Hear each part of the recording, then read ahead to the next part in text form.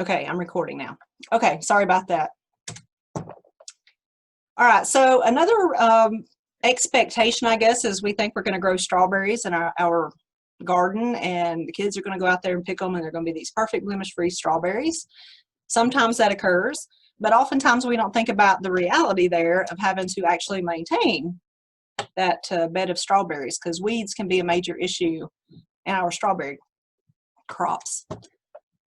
The one thing I would say, though, is when you do start thinking about growing fruit crops is just to not be intimidated, because we all love fruit, right? And it can be done. You just have to kind of move through the steps to get you where you want to be. So like I said, this was presented to agents and specialists across the state. And so we divided this into 3 sections, and the first being reality and expectations. When you think about growing fruit, what is that reality? So the big thing is that it just takes time, money, no matter what size a crop that you're looking at, whether you're going to do 3 or 4 trees, or you're going to do a few strawberries in a raised bed, you're going to have 2 or 3 blueberry bushes, you know, all of that's going to require a little investment on your part.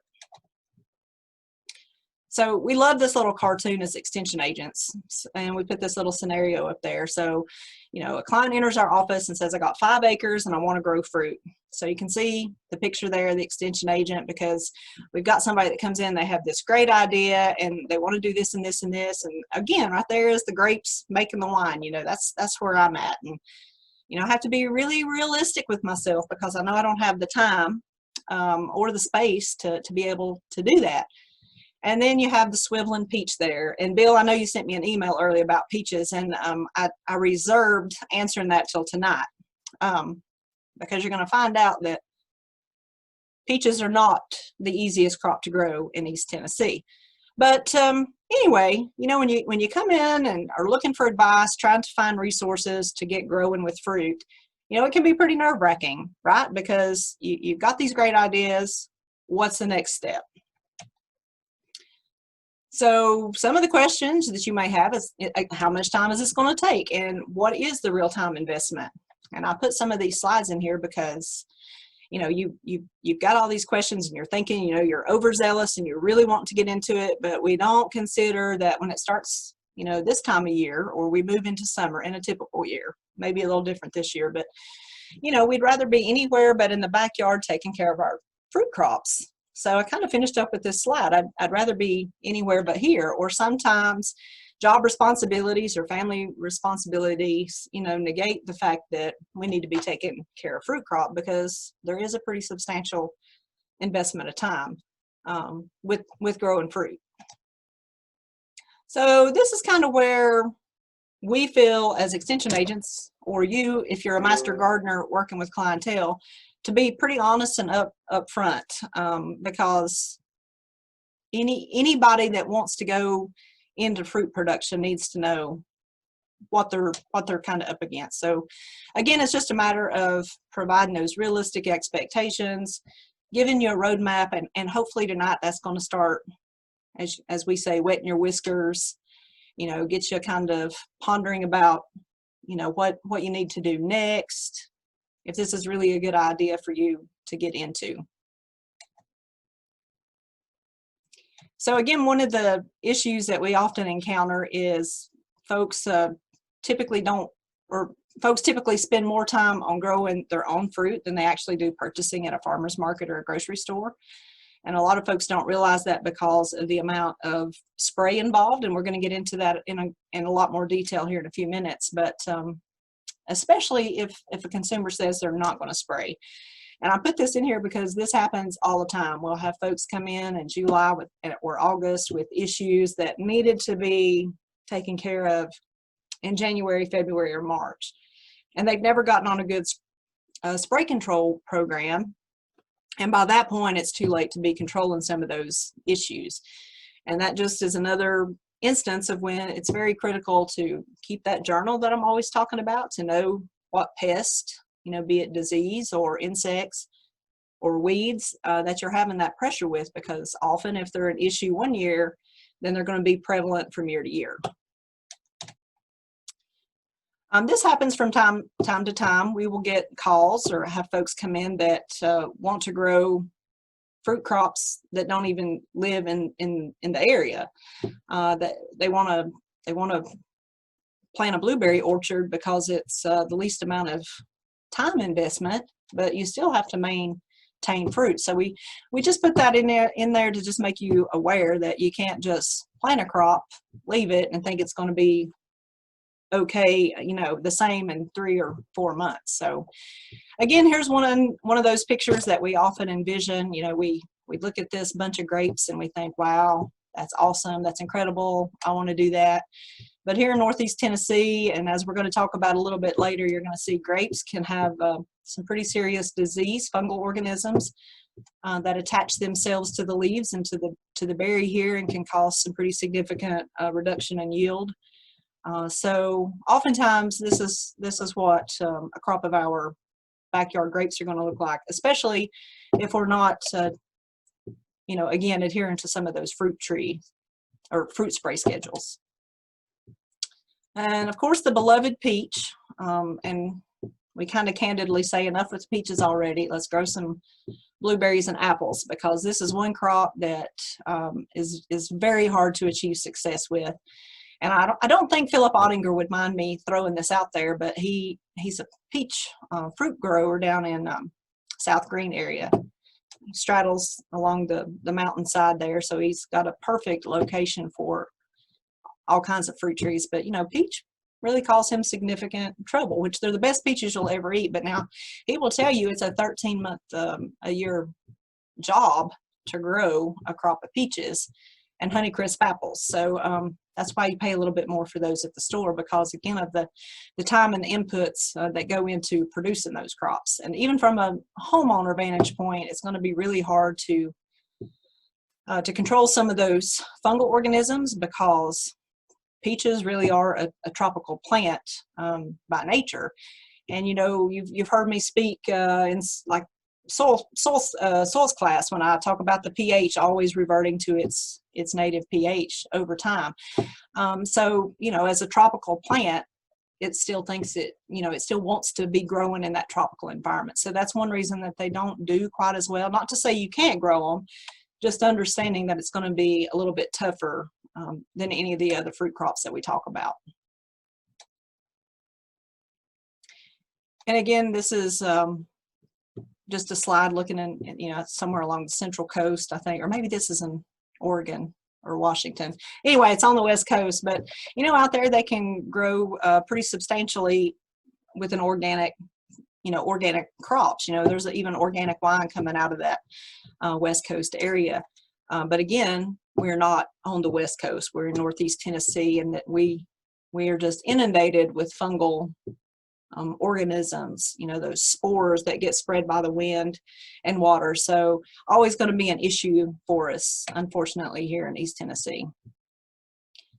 So here's a slide you're probably going to see a couple of times tonight, because I think it's real critical to consider this when you start thinking about growing fruit. So if you're just getting started with fruit, you want something low investment that takes up less space, then obviously strawberries and blueberries and caneberries are going to be your option. And when we speak about blueberries, and again, we'll get into this in a little bit more detail later, but the rabbit eye are going to be a little bit better investment because they're more acclimated to this area. Then we consider some grapes, especially muscadines, to be a middle of the road crop, along with high bush blueberries and again some of the caneberries. Muscadines can be a little bit finicky depending on where they're grown, but they're pretty easy if you can get them established. And really the only major issue is the weather, and of course that's something we can never truly predict. If it gets too cold, then oftentimes it can stunt them back pretty significantly. Some of those challenging and time-consuming, requiring a little bit higher skill set to grow, are going to be those apples, pears, table grapes, wine grapes, and of course peaches. And then you'll notice there in those last two columns, probably not worth it, are going to be some of the wine grapes, more specifically the Vitis vinifera, or those French grapes that, if you're a wine drinker, you're pretty fond of, like the Cabernets and the Zinfandels and the Chardonnays. Tart cherries, sweet cherries, you want to leave those to the peninsula and Michigan. That's where they're pretty prolific. Apricots, olives, figs. We can grow some figs here, but it's got to be a specific cultivar. Plums, all of those are going to, again, they're tropical in nature, so they're going to be really hard to take hold here. So a couple of the documents that you're going to get tonight after class are these 3 flowcharts. So kind of depending on where you are in fruit production, these are PDFs and they actually have live links embedded in them, so it'll take you directly to some of our new fruit publications and spray schedules and things that'll help you in regard to fruit production. So you'll be getting this a little bit later tonight. The second thing we want to think about is if we are starting from scratch is to think about that USDA hardiness zone, because it is going to be a little bit more critical for fruit than it is vegetable crops. So we kind of need to know where we fall on the map. And anyone that has taken my classes before knows that I say quite regularly that Greene County could pretty much be divided into 4 counties because of our microclimates. Of course, within the hardiness zone, we're going to fall into 7A. But depending on where you are in the county, or we've got some here that are in other counties, you really need to kind of consider your location.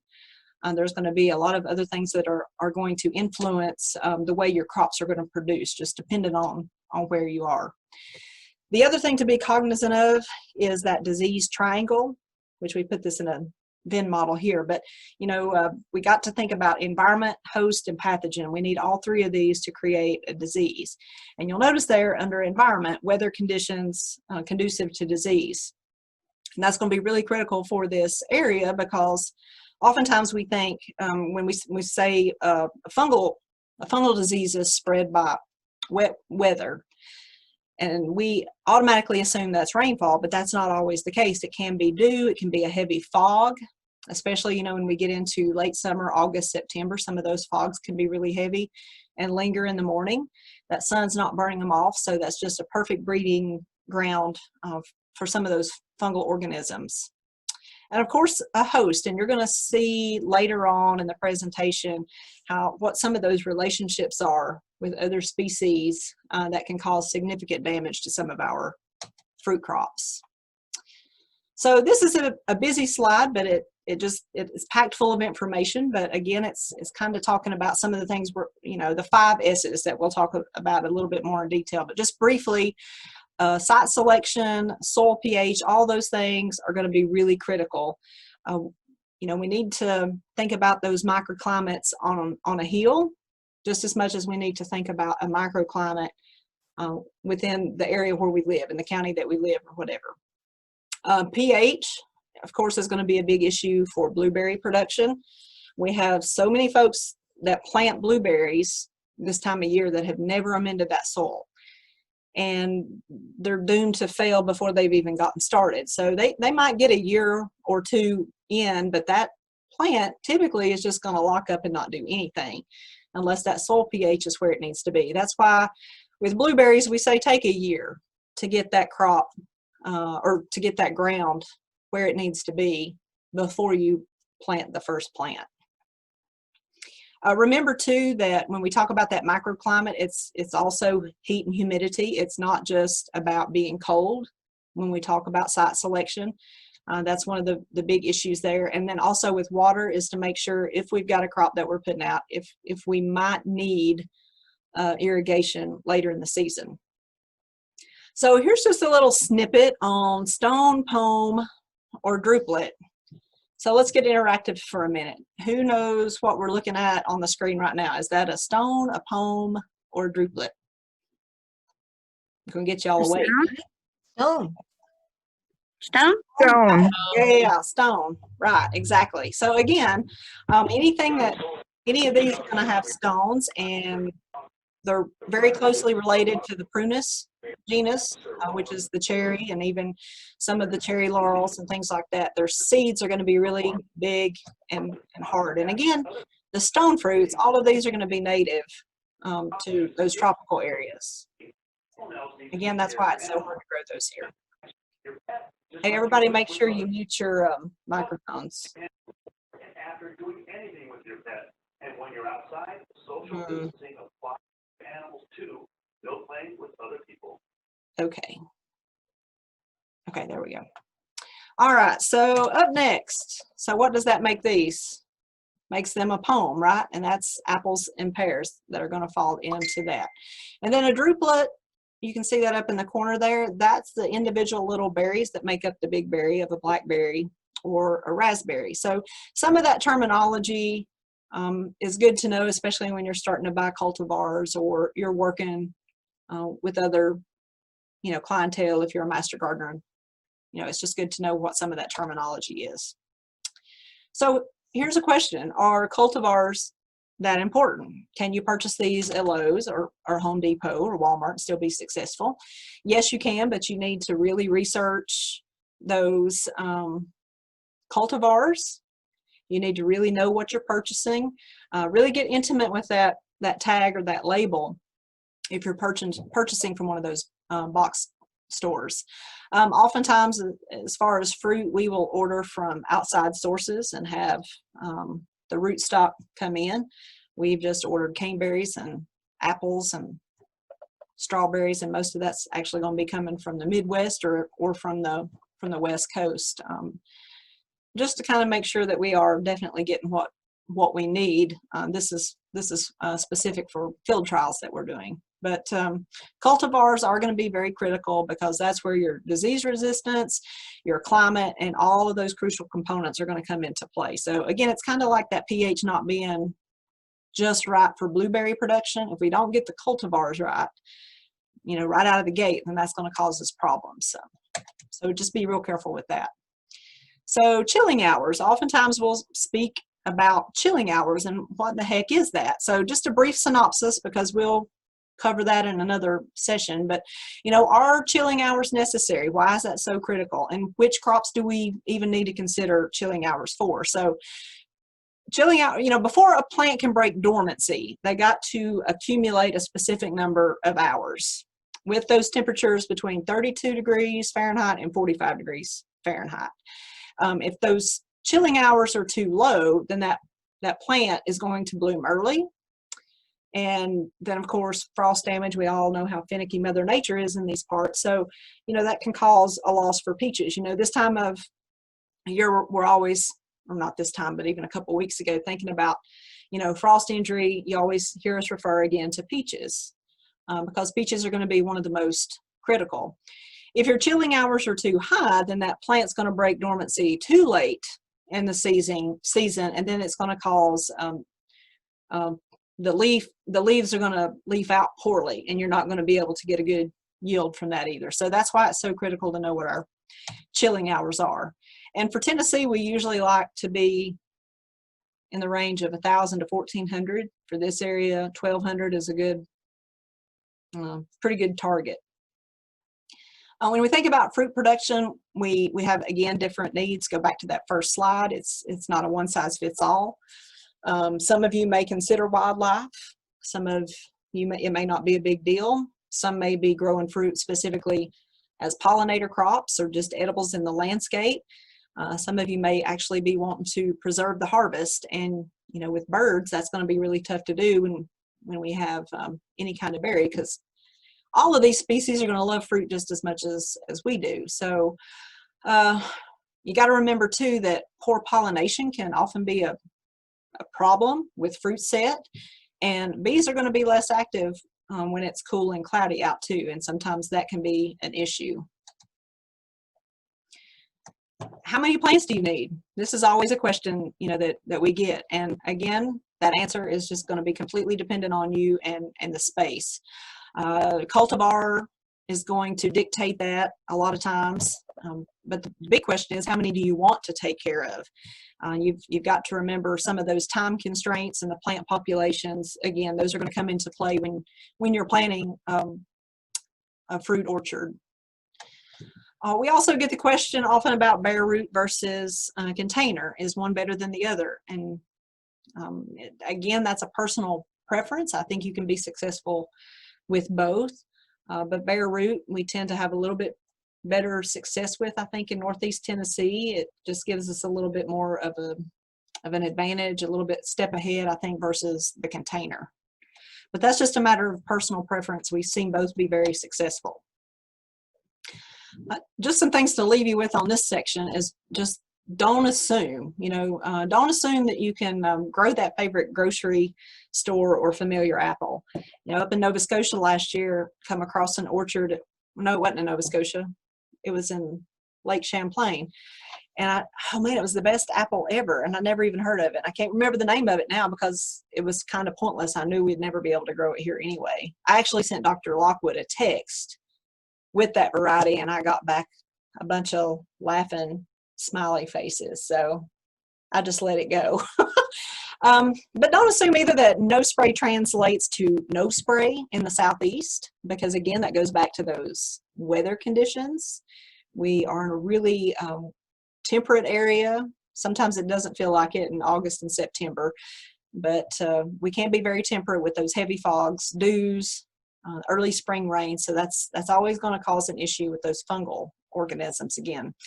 Don't assume that all chemicals are bad. Oftentimes in growing fruit, we're going to need those chemicals to be successful, be it organic or conventional. Don't assume that fertilizer is always good. Fertilizer can actually be bad for some of our crops.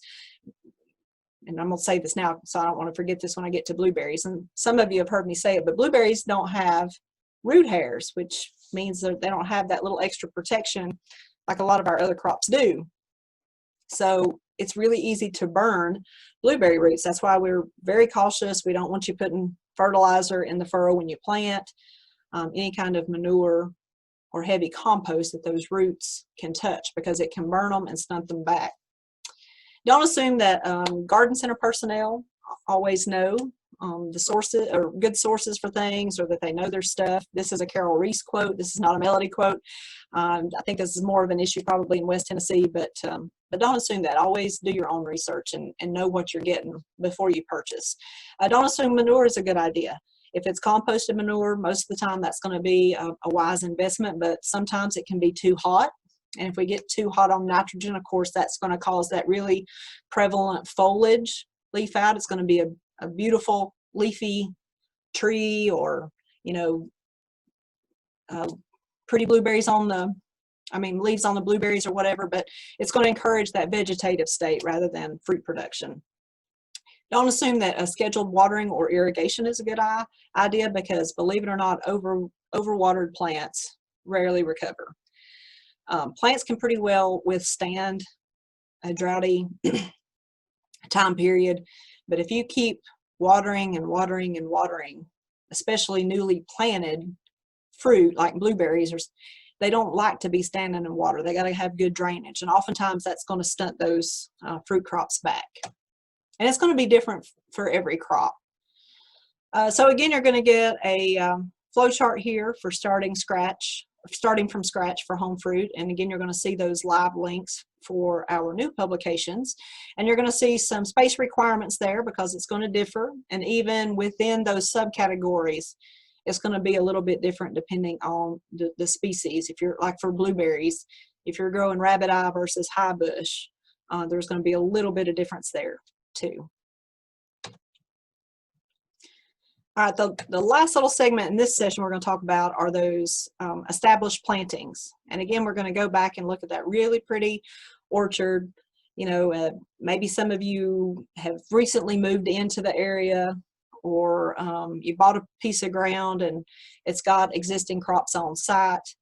Maybe you even started your own fruit production system years ago and kind of let it go because life got in the way. So now instead of looking like that, it looks more like this. And we see this a lot, right? Driving down the road, I see this quite frequently. Or maybe I'm just more in tune, look and seeing that kind of thing. Maybe I'm just more aware. But to kind of move along in this segment, I'm just going to throw some questions that we often receive in the extension office. So one that we get pretty frequently is, I had a crop of apples last year, but not this year. What the heck, is going on? So there's many factors that are going to affect this phenomenon. Again, climate, we always go back to that. Mild winters actually can be very brutal How many of you would have ever guessed that? I'm going to say that again. Mild winters can be more brutal than heavy winters. We can often have pollination problems, and again, that can inadvertently be tied back to climate as well. We could have cold weather or a frost, or God forbid, even a freeze during bloom time. The need for cross-pollination among those different varieties, that might be an issue. We might just have one tree instead of two, or we might not have the proper cross-pollination in place. And we could just have excessive fruit set from the year before. Another one that we get is, why did my trees not set fruit? And again, what's that number one that we always go back to?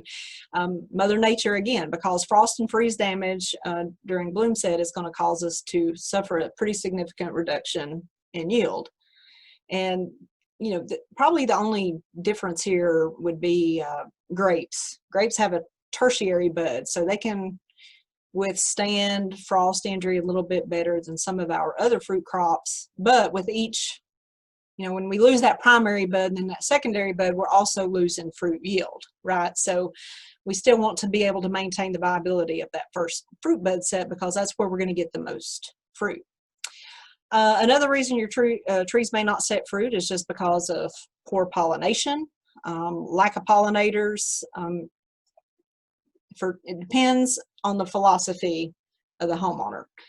For some, that's going to be the first thing that comes to mind. For others, it's not even going to be a reality. So maybe not everybody thinks again about that cross-pollination factor, that you can actually increase yield by doing that. Sometimes trees won't set fruit because they're just too over vigorous. Again, almost loving our plants to death. We're fertilizing maybe too excessively. Again, with that nitrogen fertilize, that's just going to push that vegetative growth instead of bloom material. So some of the things you want to kind of question is, is my rootstock involved? Did I not, again, start with the right cultivar? Is my soil fertility off? That could be an issue. Lack of pruning, that is usually our number one reason, because if we're not maintaining those fruit trees, they're not going to produce for us. They're going to get real mean and ugly, and they'll just pretty much shut down on us. So my fruit set, but then they all fell off. So again, it's kind of quirky. So what is causing this? Why is it disappearing? Or what's going on there? Well, wildlife could be an issue, especially if you're along the mountains, down on the North Carolina line.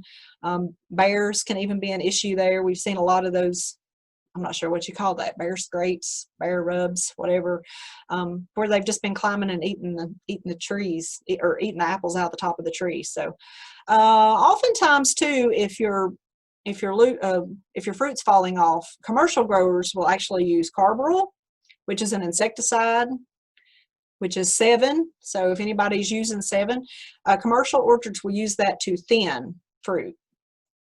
So that could be another, I don't know if any of you are actually doing that, but if you also prune in late summer,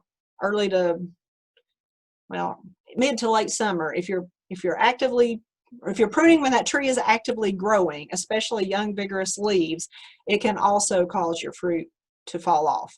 And then oftentimes we'll have insects, mite, and diseases that are going to put pressure on the tree that we might not necessarily see. Oftentimes they're going to be embedded in the fruit. We won't see that until we start having that fruit drop. But if you have a lot of that occurring, then you need to investigate, actually cut open that fruit and see if there's anything going on there. Some are just going to have a heavy fruit load, and it's kind of a defense mechanism. They're going to shed some of that fruit. So if you have Macintosh, Red Delicious, stamens, those trees are going to shed fruit naturally, just because that's what they're bred to do. Sometimes you'll have fertility issues. You could have a high boron issue. We've seen that happen in Greene County. We could have magnesium issues that are too low. That could be something just as simple as amending the soil that will help correct that problem. And again, poor pollination can always be an issue. Another question is, how do I prune? We have these Pruning workshops. I think pretty much every county in Northeast Tennessee is hosting these. Dr. Lockwood usually comes up and does these for us. But there's some different pruning mechanisms, but the thing to remember is that you don't prune a peach tree the way you prune an apple tree. That's probably the biggest takeaway. And that's something when we get into the crop specific, which don't worry, that's not going to be tonight, but when we get into some of these specific crops, we'll go into far more detail on some of these pruning concepts. But renovating strawberries, some people just can't imagine mowing over those strawberries or making these. You can see kind of from this little cartoon how that's pretty heavy pruning. You know, I remember the first time that Dr. Lockwood came up here and did a pruning demo for me 20 years ago, and he pretty much cut the whole tree down. And I mean, it was like, what is he doing? I mean, like, what did this grower ever do to him? You know, it was just crazy to me, but I didn't have a lot of experience with fruit. But actually, to get the best fruit yield, you need to be pruning pretty heavily. Just remember, trees are going to be a lot like us. They need some tender, loving care. Otherwise, this is what's going to happen. And this has had to happen more than once. Folks that have moved into the area and inherited an apple orchard, they get stuck just starting from ground zero. Another situation is folks wanting to grow grapes, but there are so many types of grapes out there. This is one of those crop-specific classes that takes a little bit longer than others, because there's so many different species and varieties. You know, what do you want to grow it for? You just want to grow for jams and jellies, or you want to grow muscadines? Do you want to grow wine grapes? And depending on what you're wanting to do, there's different trellising systems in place for each one of those. And then, of course, depending on what trellis system you use, where your site selection is, that's going to kind of determine how you prune these, because again, it's going to be kind of varietal specific. And then again, peaches. Sorry, Bill, why did my peaches bloom so early? Well, because again, they're tropical, and they're just going to be the first thing to leaf out, along with plums and cherries if we're growing those for fruit. So one of the biggest disappointments, because a peach is one of my favorite fruits, is that there's just a short window for those too if we do make it to harvest, and usually we just don't have a really good yield because Mother Nature kind of dictates that for us. So peaches can be just a little bit confused in Northeast Tennessee. And then again, you're going to receive this, and that kind of guides you through some different steps as to what you need to do for fruit production. So with that one,